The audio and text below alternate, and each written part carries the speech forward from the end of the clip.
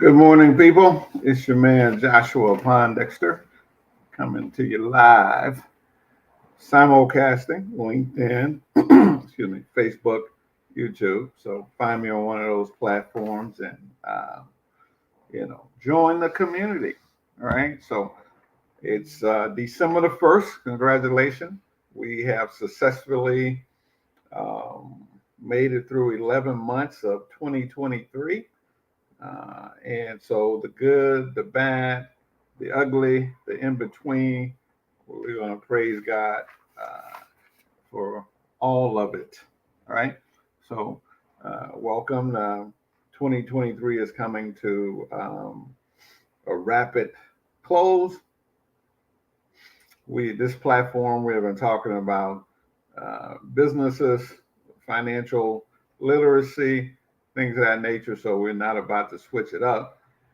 So today's topic is how to become a successful solopreneur, right? So why would I want to be a successful solopreneur, right? Well, let's look at the data. Let's look at the statistics, right? Out of 33.2 million small businesses, 27.1 million are ran by single owners having no employees. That's over 80%. That's over 70%. So 70% of the businesses, small businesses in America, are ran by single owners, right? So 35% of those businesses or a solo LLC. They have taken the time to organize and their consulting business or whatever business that they in. They have took the time to go to the state and put it in LLC, formalize it, if you will. Put it, get an EIN number, a bank account, and separate themselves from their business. But the masses of people have not done that, right?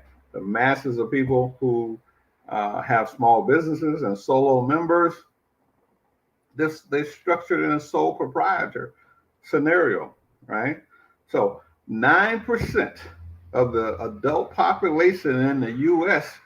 are business owners. The adult population in America, 170 million people, only 9% are business owners. Man, you're a rare, rare individual. You are special. If you have chosen this entrepreneur route, right? Because it's so enough a lot easier to go get a job, right? So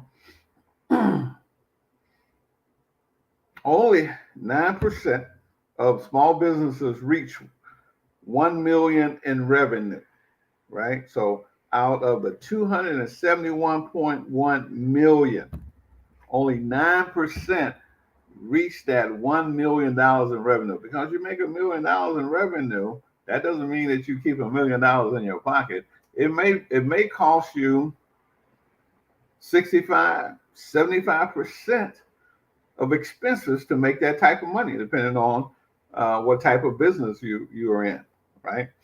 So that's why I prefer sales. Sales is is a 90-10 business, 90% profit, 10% overhead, right? So just depend, it could balloon up to 20% overhead. So at best, if you in the sales business, you are going to have an 80% profit margin, right? Wonderful business, right? 5 million in revenue, only 327,589 companies reach that mark, right? 31% of small businesses make over $100,000 a year. So we're talking about out of 271.1 million small businesses. This is with no employees. This is where 70% of the people are that have businesses. They're solo owners, right? Only 31% of that makes that $100,000. So stop the cap. Stop listening to these internet people. Look at them. Do they look like 31%? Right? I don't think so. The average small business makes $53,000 a year. Let that soak in. Selling life insurance, selling real estate. I don't care what you're selling. The average is about $53,000. Let me give you this data. This is not to discourage you, but to, it's to have you think more pragmatic, to have you think that, excuse me, just getting over this wicked bug, had me in the bed for over a week. So we're back on our feet working here. So I'll give you this data once again. Out of 33.2 million small businesses in America, 27.1 million are ran by single owners having no employees. That's over 70% of small businesses fit that category. So if you are a solopreneur, a one-member organization, you're a part of the masses, right? And only 35% of that 27.1 million people have taken the time to organize their business and put it in the LLC. And my experience after advising business people for over 20 years, that most of them don't even set the LLC up correctly. They're not compliant. So we got a whole video up on YouTube about how to set up a compliant, a credible and fundable company, right? 9% of the adult population in the U.S. are business owners, right? So if you're a business owner, congratulations. You are rare. You are rare air. You operating in rare air. And the reason that I tell you this information is so that you can be sober and know if you're going to make some money in this endeavor, you have to be serious. It's serious business, right? So in all of those 33.2 million small businesses in America, only 9% of those make over $1 million in revenue, right? So, hey, come on now. That's revenue. That's not what you keep in your pocket. 5 million in revenue, there's only 327,589 companies that hit that $5 million plus mark. It's in revenue, right? And if you in a trucking business, or you in some type of labor or expensive business, you ain't gonna see that $5 million. If you're able to take 150,000 for your pocket, boom, you're doing well, right? 31% of small businesses make over $100,000 a year. Okay. But you talk to all the small business owners, I'm balling out of control. I'm making 100. I'm making 200. I'm killing the game, right? Stop the cap, right? Stop the cap. The average small business make $53,000 a year. Why don't you, come on, stop fronting. I'm going to tell you, $53,000 a year is the average job that a white male has in America. Man, come on. You're making money.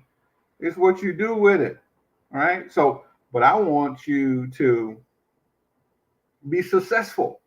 And success has patterns, right? So if you want to be successful and you want to get in this 31%, this small group of income earners that's making $100,000 a year in your solo practice, in your consultancy, or, let me give you some consideration, some things to consider, right? Keep things simple. Keep it simple, stupid, right? Don't get complicated. Whether you're a writer, a dog groomer, a real estate agent, actor, lawyer, graphic designer, managing a small business means wearing a lot of professional hats. Self-employed workers are their own sales manager. So I would definitely recommend that you learn how to sell something, right? Publicists, your own publicist. You gotta put yourself out there, right? Publicize yourself. Contract negotiators, right? So, hey, uh, you got to look at those contracts. You got to learn something about contract law. Account receivable managers, right? I hate when somebody don't pay me my money, right? We got a problem. So, but I got to be the account receiver manager. I got to get my feelings out the way and get my money. I'm my own bookkeeper. There's technology that makes it easy, right? Got an app right here on my phone, keeps track of my mileage on my cars. It keeps track of my receipts. Everything that I'm doing, it keeps track. Let's see, HURDLR, 100 bucks annually. Swipe my card, connect it to my bank account, my credit card, keeps track, take a picture of that receipt, right? I'm my own bookkeeper, right?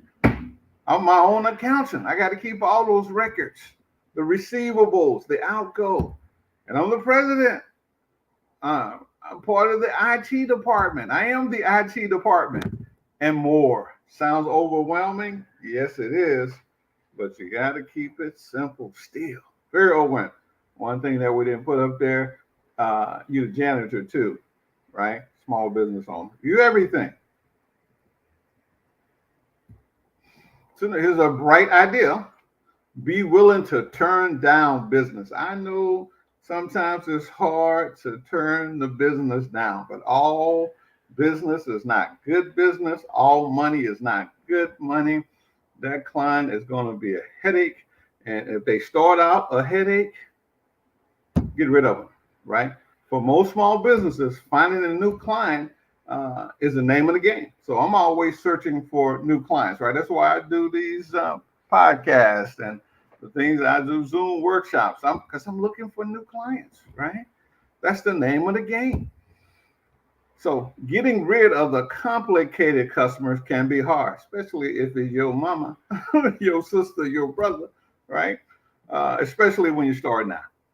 But keeping things professional is one of the best ways to simplify the management of your business, right? So, hey, good friend, childhood friend, boom.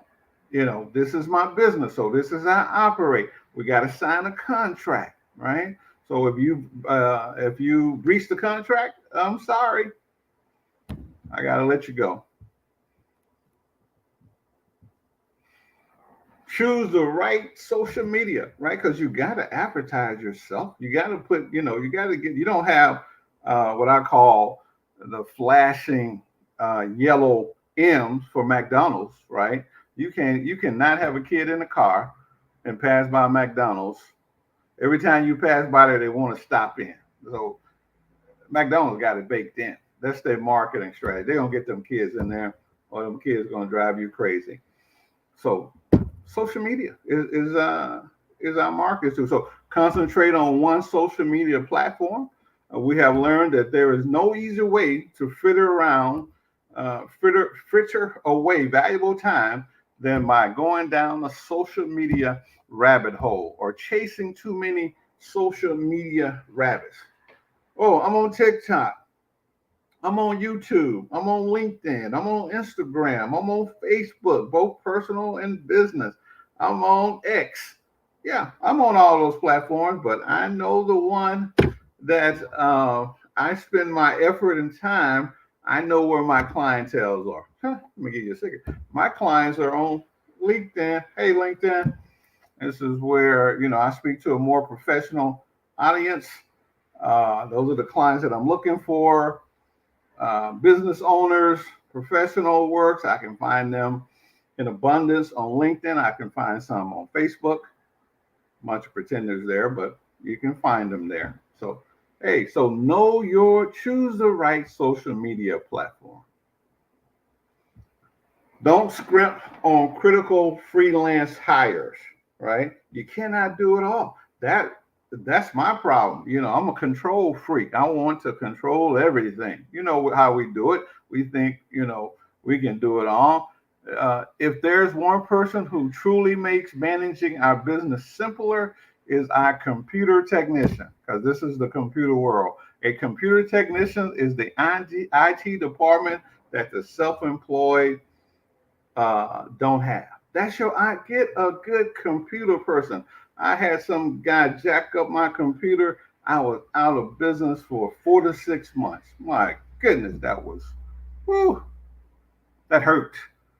That literally hurt. I could not create documents. I could not do what I need to do. So I learned trying to do it all myself and working with subpar individuals that don't have no skin in the game.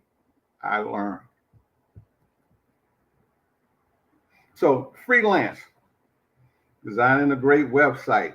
If you need social media manager, if you need copyright, all the things that make your business look professional, get on that, right? Use freelancers to get that done, right? And think preventively. Yeah, we're gonna learn this one. Yeah, soon as you get sued, soon as you lose some money, you're going to start thinking, how can I prevent this from going bad? Fixing problems is time consuming. It's much smarter to prevent problems before they happen. This is particularly important when you are negotiating with any type of contract, right? So if that person is giving you a hard time in the negotiation of the contract, that person might be a problem, right? If y'all can't come to eye to eye with a contract, they don't want to pay you, your full fee. Problem, right? So think preventively.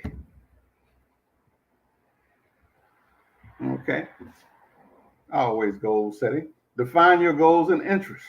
Find your purpose and the thousands of decisions you will make as a small business owner. Staying focused on what you want to achieve is essential. So if you just want to be a solopreneur, that means that you are operating by yourself. And the fact that you're an entrepreneur and not a pretendpreneur means that you are making money, right? So I'm a solopreneur and I'm making enough money to sustain my living. So I must stay focused on those activities that's my purpose, that I have designed, that I want to do. So I want to be, if I plan on scaling, right, getting 1 employee, 3 employee, 5 employees, right? So now you got a plan. That's your focus. Me, I knew early on by trying to work with people and stuff like that. No, I knew I was going to be a solopreneur. I'm a consultant, right?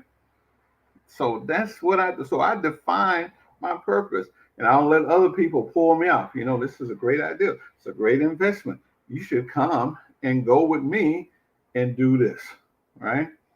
So, people, this is the deal, right? If you want to be a successful solopreneur, we have laid out 7 things for you to consider. Take this very serious because you can make money in this game, right? But do not get delusional. Do not think you're going to be making hundreds of thousands of dollars a year, right? In the beginning, you're going to have to get extremely skillful. I have identified through some of these workshops the type of professions that pays hundreds of thousands of dollars a year. MD, that's after 12 years of education and then some interning, and then probably about year 15 you might get to make it enjoying that type of paper. Come on, that's 15 years, skillful knowledge, dealing with people's lives, right? High level decision making.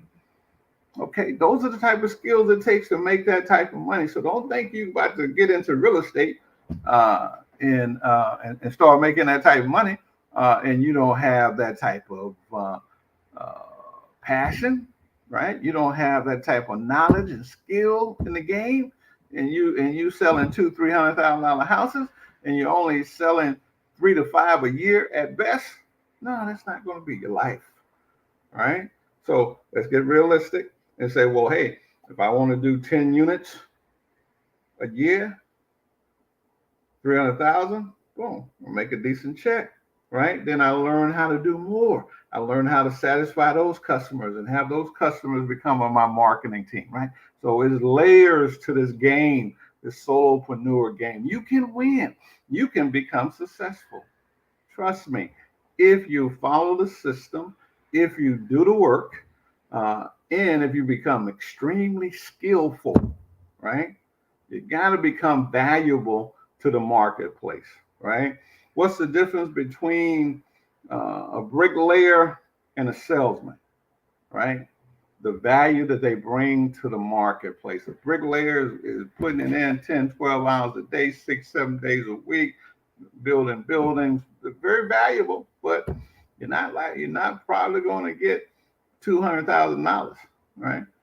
But if you're a skillful communicator and you're selling a product that people want and need, there's a greater opportunity, a greater chance, probability that you can achieve that elusive money. Let me give you here one more again before I get out of here, right?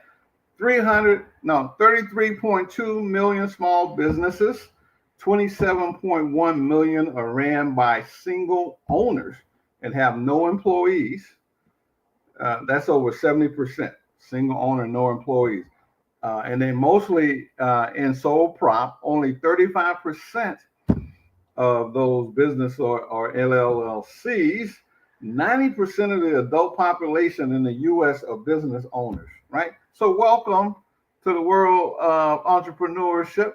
You in rare air, right? Only 9% of small business reach 1 million in revenue. That's revenue, right? So it depends on what business. If you're in the business I love, sales, right? That's a 90 or 80% profit business. Wow. Get up on that, right? 5 million revenue. There's only 327,589 companies that in that rare space. 31% of small business owners make over $100,000 a year. The average small business makes about $53,000 a year, right? These are real numbers, right? So now how you got to be pragmatic. You got to say, how can I take myself from here to the top? You're going to have to get around top performers. You're going to have to become indispensable. You're going to have to become world class in your market. That's not to the world, but to the people that know you, and they go like, wow, Joshua Pondexter do that. So your name comes up when they think about a thing, right? That means you are indispensable, right? When they think about the product and service, when they think about buying real estate, when they think about buying life insurance, wow, I got a great agent for you. Took care of me and my family. Whatever it is, you must become indispensable and you must become absolutely skillful. Okay, people. I wanted to download that on you this morning. We appreciate you for tuning in. Go to the YouTube channel. We want you to subscribe, like, comment, and share. There's a whole library up there of financial literacy topic. We're going to keep it going to the end of the year. We're going to be talking about entrepreneurship, taxes, things of that nature, getting you ready for 2024 so you can do your taxes. All right. All right. So always important. We wish you peace, love, and soul. Bye for now.